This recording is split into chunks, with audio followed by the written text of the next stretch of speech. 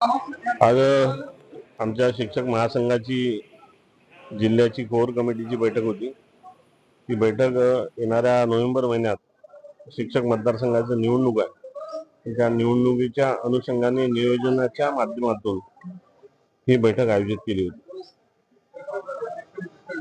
मागील 6 वर्षात साडी आणि पैठणी आणि 2000 रुपयाच्या भरोश्यावर बोगस मतदान करून ते नोंदवून जे आमदार झाले किरण सरनाईक हे 6 वर्षापर्यंत बेपत्ता होते। आता परत तोच धंदा यांनी सुरू केला।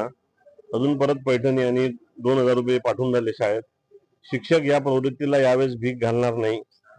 किरण सरनाईक यांची प्रवृत्ती शिक्षकांना समजली आहे। हा शिक्षकांना विकत घेण्याची भाषा करतो। अशा प्रवृत्तीला यावेळेस शिक्षकांनी ठेचण्याचा निर्णय घेतलेला आहे।